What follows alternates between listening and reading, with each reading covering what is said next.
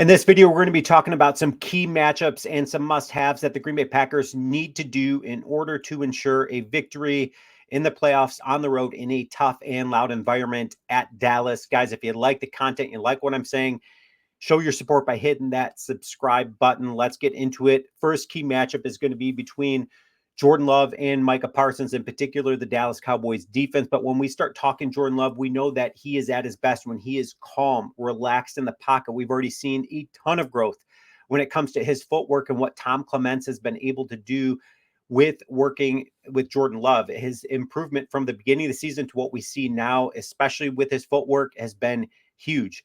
And we can thank Tom Clements for that. So what did Jordan Love have to say in preparation of this game versus Dallas? He says, every game I go through a checklist of what I tell myself, things I try to tell myself to relax, calm down, see the game, let it come to me, and just focus on the little details that I can focus on, control what I can control. So I don't think it'll be any different than any other game. Obviously, it will be an away game. It'll be in a loud environment. So just trying to get my feet and get settled into the game will be huge.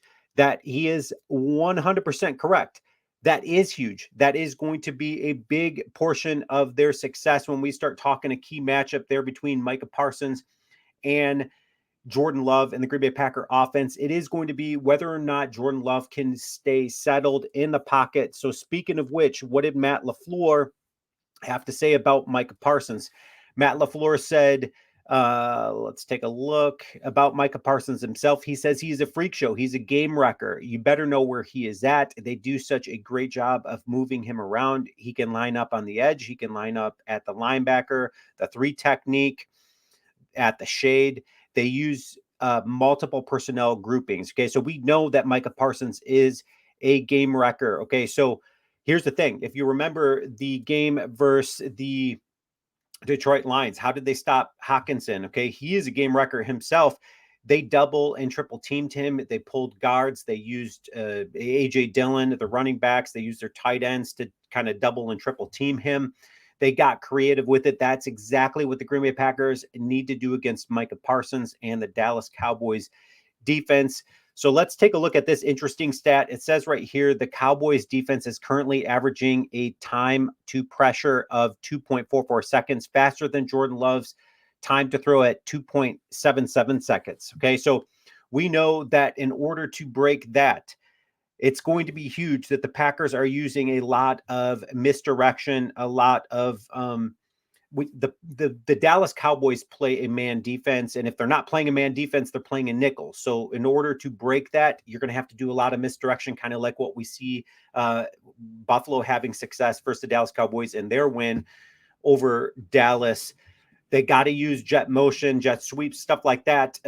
So getting Jaden Reed as well as Bo Melton involved in that aspect is going to be huge. Okay, so another key matchup in this game is going to be between, of course, Joe Barry and his defense and what he's able to do, as well as their matchup versus CeeDee Lamb. CeeDee Lamb is going to be a wrecker. Okay, so if Jair doesn't play, which I do foresee him playing, but if he doesn't play, they just got to stay man-to-man coverage with Jair and CeeDee Lamb. Okay, so if he doesn't play, it's going to be interesting to see is Valentine good enough to stick with the CeeDee Lamb? No, he's not. So he's going to need some help from the safety coverage there. But Joe Barry in their defense, I am super curious. So the last couple of games, they've gone into primarily a man. They need to continue doing that. They need to send the pressure on Dak Prescott. An interesting stat right here